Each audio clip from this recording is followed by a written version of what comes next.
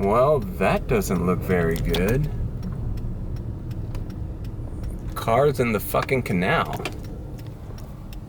I don't want these people to see that I'm filming them. Wow. I probably didn't catch it. Who cares? You saw those cars in the canal. It can only mean one thing. We are heading to Key Largo again. I'm here at Florida City, the last city. Check out the vlog I had yesterday. Yeah, just gonna see how Sundays are, non-Memorial Day weekend. Hopefully, I'll do as good as I did yesterday. Yesterday I made well over 120 bucks. And had a great little lunch at the fish house. The Last Chance Saloon. Last chance because when you see this little teal wall, you ain't getting anywhere. You ain't getting anything until you get to Key Largo. And when you're in Key Largo, come check out the sandal factory. You could check out my little mini tour of the sandal factory here as well. All right, it's time to get this party started. It's kind of nice to show this view that I haven't posted on my last vlogs coming into Key Largo on this bridge.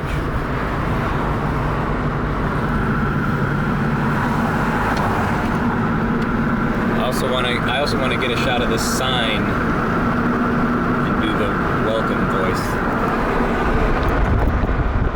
Welcome to Key Largo. On this trip, I've decided to go ahead and check out the Lazy Lobster.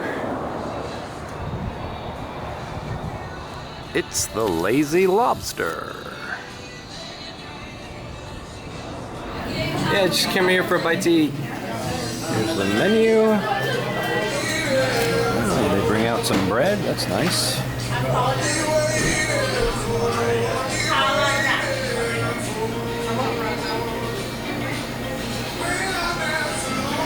One of these breads was banana bread, and it's delicious. Super hot, too. Hey, you're eating good at your 15. Surf and turf. That's crazy. Surf and turf is crazy. Banana bread is ridiculously good.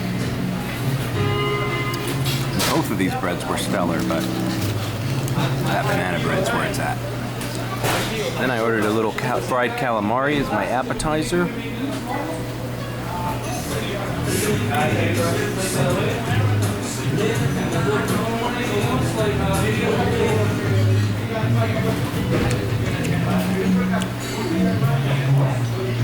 Their mahi sandwich. A little smaller than the ones at the fish house yesterday, but they did give you more slaw. And there's tartar sauce. And there's a pickle.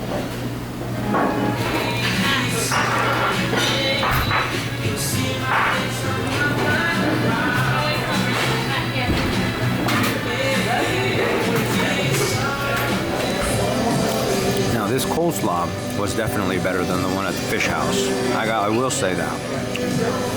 As far as the bun goes, the fish house had better bread on the bun as well. I totally want to see this Elvis movie. This is the outside area of the Lazy Lobster. Very nice, very Florida Keys. Boy, that hit the spot. I had basically the same thing as I had at the fish house yesterday. I had the mahi sandwich. It was actually the catch of the day sandwich, but the catch of the day happened to be mahi. So, I would say the fish house was a more generous sandwich, generous portion of fish, but the fish quality was pretty much the same. This fish was really good. It was just a little bit less.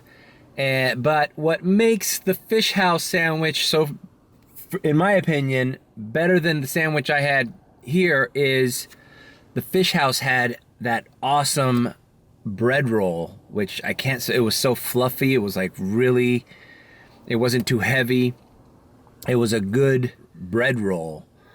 The bread here, it was kind of, It was okay, but it wasn't as good as the fish house. It was a little bit too much. I ended up not eating the top part and ate it like an open-faced sandwich towards the end. But once again, that banana bread blew my mind in here. So, you know, that's cool. I'm gonna start figuring out which places have the best things as far as what their specialties are. Obviously, a place called the Lazy Lobster, maybe I should have had lobster. I did see a couple lobster plates coming out and they looked really good. Also, the calamari was pretty good. It wasn't exceptional, but it was pretty good fried calamari. I mean, better than you would get at any other kind of chain restaurant that has calamari. It was fresh and it was breaded nicely, and the cocktail sauce was really good. All in all, big thumbs up for the Lazy Lobster. I would come here again, and I probably am gonna come here again. This is one of those Key Largo staples. The staff was friendly. You're heading down to the Keys or you're coming up, this would be a great place to visit, the Lazy Lobster. All right. Let's start dashing. Now I'm all full. Okay, something is not going right. I'm not getting any orders. So I still have it on. I think I'm gonna start heading to drive north on US 1. If I get an order, I'll do it. If I don't, I'm gonna cut this as a loss and move on to doing Homestead, which should be good on a Sunday. Sometimes this happens, you know. Hey, by this time, this is around sunset time. By this time yesterday, I was already up like 73 bucks. So it's weird, but this does happen. I am going to relax. Oh, I want to go here, Alfredo's Cookhouse. I want to go there. Sandal Factory.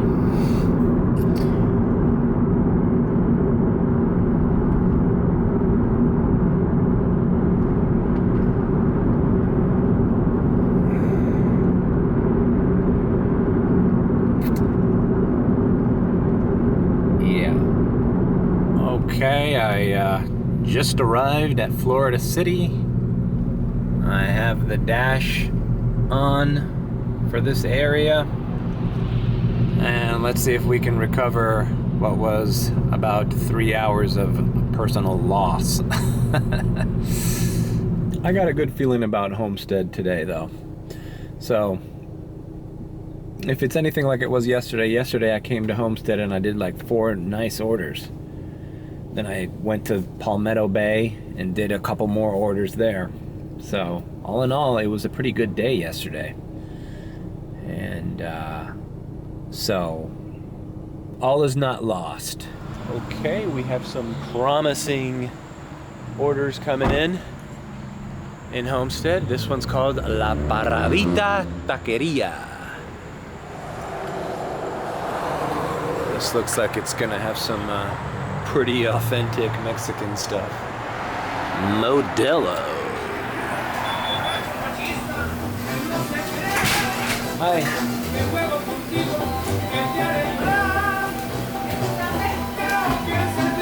Of course, they're watching soccer.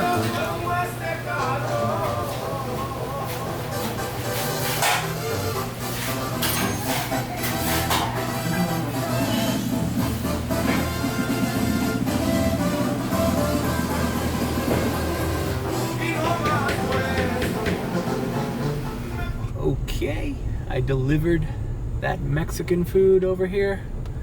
I forgot how many of these little housing communities there are in Homestead.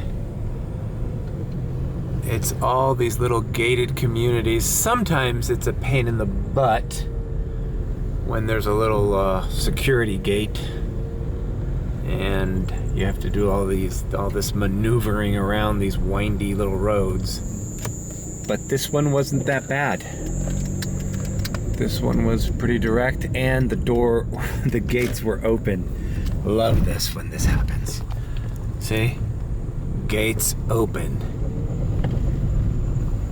Sometimes I quite enjoy doing Homestead. There are a lot of benefits of doing the Homestead area.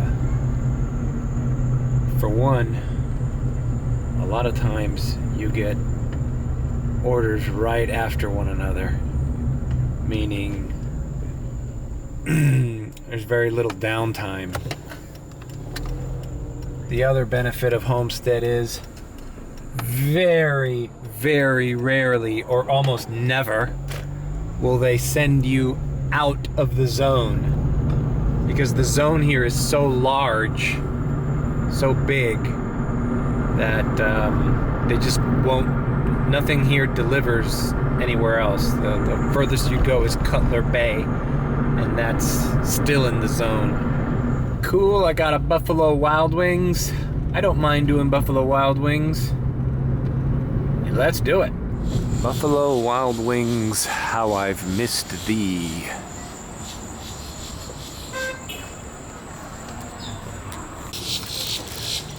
Cool, food was ready. Barely had to wait, and the customer lives 4 minutes away. Not a bad order. All right, that Buffalo Wild Wings was dropped off.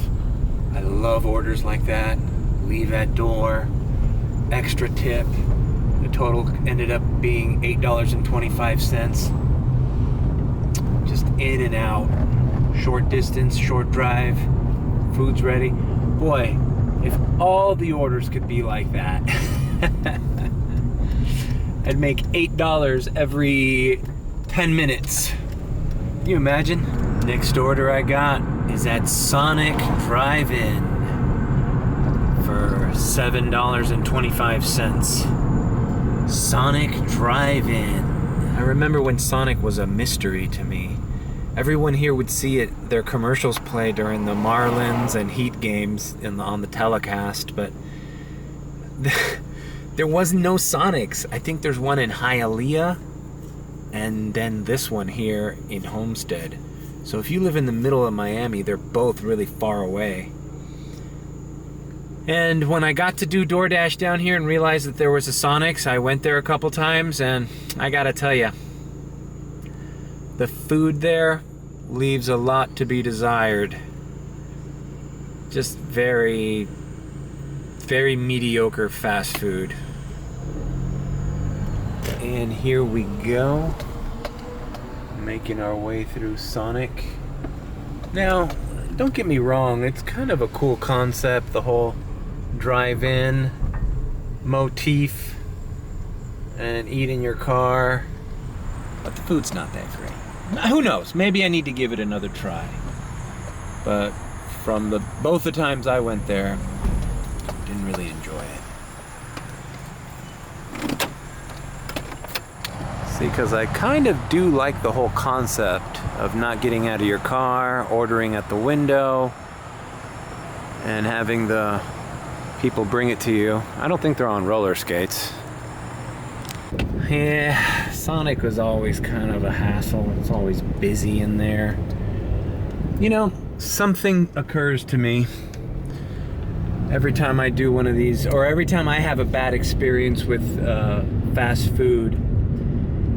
Is it that the food is bad, or is it, especially in the last 2 or 3 years, that they're so understaffed and under pressure that they end up just really making it really bad, just preparing the food really bad, and in turn maybe even prepping the food bad. Like, another example is Chipotle. I used to love Chipotle, but recently it's almost like you're taking a gamble. It's like you're shooting the dice as to whether you're gonna get food poisoning there, because they're just slammed all the time, and it's barely enough people there to service everybody in line.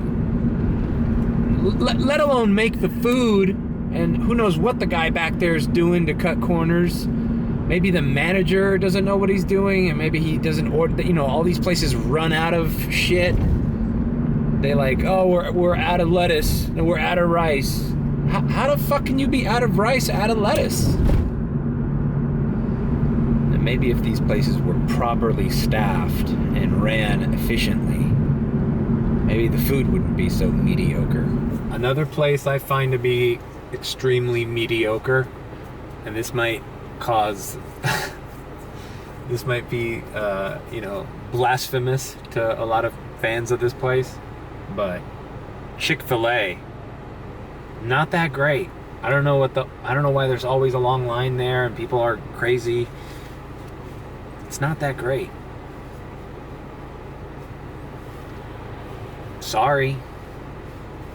Those nuggets. Don't get me wrong, man. Every once in a while, it's great, you know. But for as popular as they are, I don't know why people eat that much Chick-fil-A. It's not that good.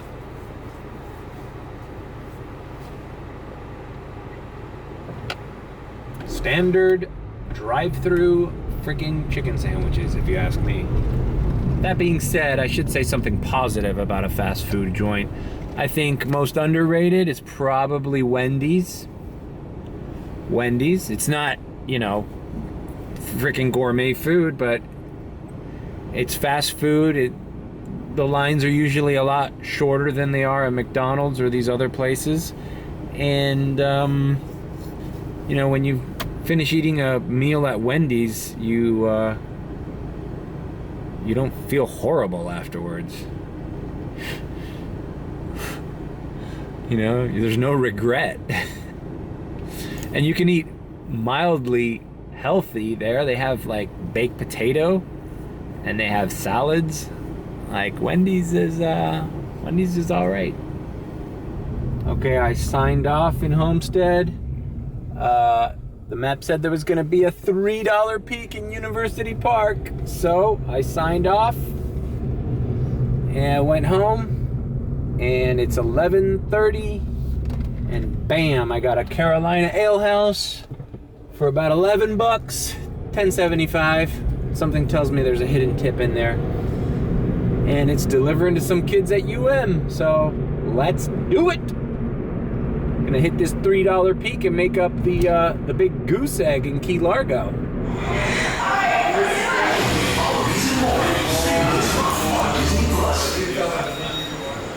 Bam, here at the ale house. I believe my order is one of the two sitting there. As I walk into the restaurant, I get this message.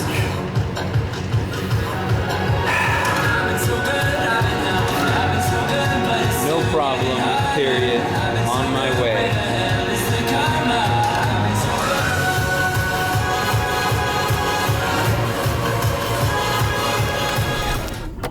When a customer texts you right away, when you get to the, or even before you get to the merchant, it can mean some kind of negative things. It can mean they're trying to scam you in some way, like they're buttering you up because they're about to pull a fast one and say they never got the order or something like that. It can mean that they've been waiting and sifting through dasher upon dasher that's declined the order, and then I finally accepted it.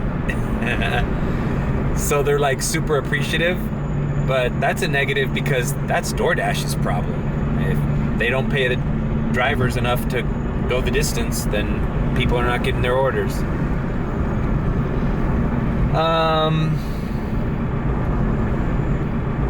Hey, Multiverse Mario here. I realize I forgot one of the points was the other thing it could mean is they want you to deliver the food to a different address that you agreed upon. That's a bad one. All right, back to regular Mario. And that would make sense because the peak just started when I got that order. I literally got that order at 11:32. So without the $3, I mean, it's still a pretty big order. It's $10.75. So let's suppose that was a $7.75 order and no one picked it up. I kind of doubt that. Maybe it was lower than that, and the guy's been waiting for so long that DoorDash upped the base pay, and then I accepted it at a ridiculously high price because that, I mean, $10.75 is a fair price. Or it could just mean he's an appreciative guy who wants to let me know that he appreciates me accepting the order and picking it up. And hey, you know, that's cool. I hope it's the latter. Says he's a valet guy, so maybe he's just appreciative. We'll find out. I don't trust anybody. I've been burned a few times by people who have pretended to be the nicest customers in the world. Like, oh, thank you. Oh, I appreciate the work you do. And oh, you work so hard. And no, you guys don't get respected. And then I get home and there's a contract violation because it says I didn't deliver the food. You know, that happens, man. I know I mention that a lot because it happens. It really happens. DoorDash order? Yeah, that's me. What's your name? Dane. Dane. All right, buddy. Here you go. Appreciate you. Appreciate you. Have a good day. All right. Seemed like he was just an appreciative young man at work getting his food delivered. I hate to be like the bad guy, but hey, man, once you get burned once, not even once you get burned twice, 3 times. You know how many problems I've had with customers that wanted to get away with getting free food. But thankfully, this isn't one of those times. And if it is, we got some proof. You know, I do dozens of deliveries a week. And I don't know how many contract violations you need to be deactivated, but let's suppose it's 3. You know, it's not that out of the question that I face 3 dishonest customers in a week. You know? And if I'm deactivated and I have to appeal, that could be a week, 2, 3, I don't know, a month without work, and I don't multi-app. DoorDash is my only form of income at the moment. I might not be able to pay my bills because people lie. Sorry, buddy, that ain't happening to me. Not anymore, at least. And for those that think I'm being paranoid, I just recently started taking pictures of customers. If they wrote leave at door, yet they come outside and grab the order from you. But I'm not the only one that's paranoid then, because I know a bunch of dashers on YouTube that wear body cams, and not just to film their dash ride-alongs. They use that footage to prove to DoorDash support sometimes that they in fact delivered the order to the person. It's something that is very common. It is not something I just happened to me a couple times. It's a widespread thing, and I remember talking to DoorDash support a while ago about how they know that it's going on and they are taking measures to limit those kind of scams. Out of the DoorDash YouTubers that I've seen that have purchased body cams, most of them say they didn't want to do it. You know, it sucks that they had to do that, but hey man, they're not losing their jobs over some people lying to DoorDash, you know? So it's, hey, you didn't deliver to that client. Oh, really? Let me check the footage. Oh, here he is, smiling at me and accepting the order. And the other thing that sucks is that DoorDash really doesn't take your word over the customer's word, which is weird. And I guess I get that too. It's not like every DoorDasher it's not like every DoorDasher is doing this as his primary source of income. So, you know, there could be some dishonest DoorDashers too. All right, I'm gonna wrap up this vlog even though I'm gonna stay on and do a couple more orders with this peak pay. Because I was literally like $20 short of my goal for the week, but oh well. I'll make it up in the next hour. All right, thanks for tuning in. Check out the rest of my videos, and catch you later.